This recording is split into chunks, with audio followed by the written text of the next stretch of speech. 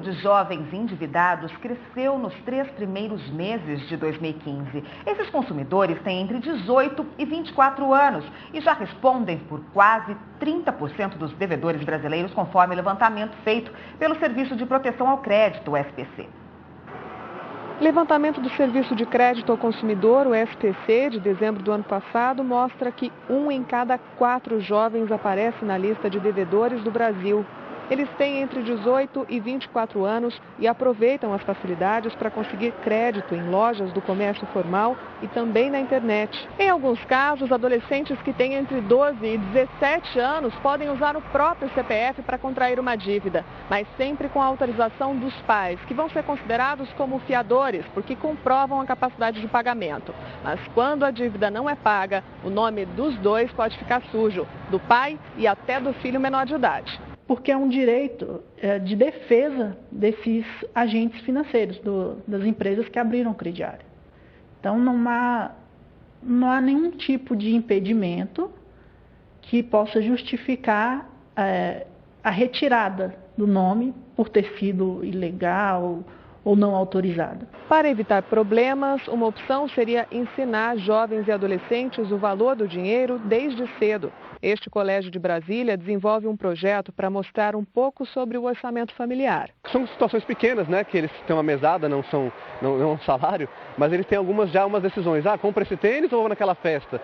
Então, são pequenas decisões, mas depois eles colocam a mão na consciência e vão pensar mais no futuro. Durante os encontros, os alunos simulam problemas financeiros que fazem parte da rotina de famílias com rendas variadas e descobrem que a matemática no final do mês para acertar despesas e planejar investimentos pode ser mais complicada do que eles imaginavam. A gente imaginava que era difícil, mas tão difícil assim não, porque eles têm que ver muita coisa. Por exemplo, uma viagem custa bem mais caro do que eu imaginava. A alimentação também, e eu não sabia que era tão difícil gerenciar esses custos. Depois desse projeto, eu comecei a pensar mais um pouco como eu gasto meu dinheiro. E para falar mais sobre esse assunto, nós temos aqui no estúdio o conselheiro da OAB do Distrito Federal, Fernando de Assis Bom Tempo. Boa tarde, doutor. Boa tarde. Bom, a partir de que idade o adolescente ou jovem começa a se responsabilizarem pelas dívidas que contrai? Bem, a responsabilidade dos menores com relação às dívidas que contraem se dá a partir do momento em que eles passam, de fato, a agir, seja de modo assistido, seja independentemente, celebrando contratos no dia a dia, como celebração de contratos bancários ou financiamentos, ou compra e venda do dia a dia.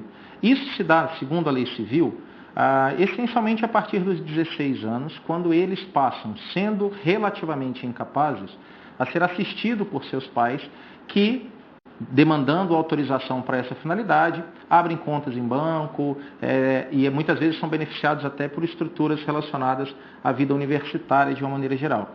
A partir dos 18, obviamente, com a capacidade civil plena, eles teriam aí a mesma condição de qualquer outra pessoa maior, capaz, para a celebração dos contratos que habitualmente trazem consigo as responsabilidades, seja de honrar com seus compromissos financeiros e, especialmente, assumir as consequências em eventual inadimplência. Pois é, o senhor disse aí do início da vida universitária, né? Muitos bancos oferecem para esses estudantes que já estão na universidade cartões de crédito, mesmo sendo menores de 18 anos. Isso pode ser feito? É preciso de uma responsabilização por parte do pai, uma autorização dos pais para isso? Sim, isso pode ser feito. Na maior parte das vezes isso se realiza de duas formas. Ou o pai concede autorização à instituição bancária, o que seria através de um ato de assistência no contrato celebrado com o banco.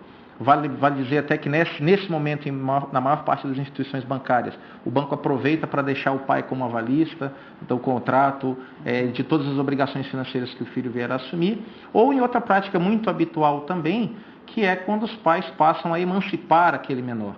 A partir dos 16 anos, segundo nossa lei civil, é possível que os pais, de comum acordo em cartório específico para essa finalidade, celebrem uma escritura pública de emancipação. E a partir daquele momento, aquele que em tese seria incapaz, por contar ainda com 16 a 18 anos de idade, passaria a ser capaz. Nessa outra hipótese, aí ele já assinaria sozinho os contratos, seja com instituição bancária ou qualquer outro contrato que vier a celebrar na vida. E daí, nesse caso, não é preciso nem de uma autorização dos pais e nem quando ele vai fazer uma compra, já que ele tem o cartão de crédito no nome dele como titular, não precisa o vendedor, por exemplo, pedir algum tipo de autorização. Ele pode fazer essa compra desde que haja o limite ali no cartão dele. Sim, com certeza. A partir do momento que se celebra o contrato bancário, onde ele tem um cartão de crédito, seja por anuência do pai, seja por emancipação, ele está livre, como qualquer outro de nós, à realização do contrato. Como disse a matéria, o que se precisa fazer necessariamente é educar para que eles entendam a consequência do consumismo que é natural das idades mais baixas. A gente viu na reportagem que tem crescido muito o número de jovens com nome nos serviços de proteção ao crédito. O que é preciso fazer para que essa parcela da população tome uma rédea maior das suas contas e saiba como gerir o dinheiro? O principal mecanismo que a gente tem é a educação, né? Especialmente vindo de casa, precisa se deixar claro ao jovem que está entrando agora nessa vida capaz de assumir responsabilidades pessoais, qual é o tamanho da passada que ele está dando, né? Eu sempre gosto de dar como exemplo a aquisição de um carro. A aquisição de um carro ela está mais próximo da adoção de um filho do que a aquisição de um bem qualquer. Não é só a parcela ali, né? Perfeito, porque ele pode até achar que a parcela está lá, mas ele precisa necessariamente alimentar aquele carro com combustível, trocar o veículo, assumir IPVA, seguro obrigatório, licenciamento.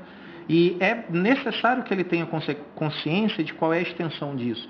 Fazer uma viagem com os colegas de final de semana não é só pagar a passagem e hospedagem. A gente tem alimentação lá, existem os convívios sociais que vão ter.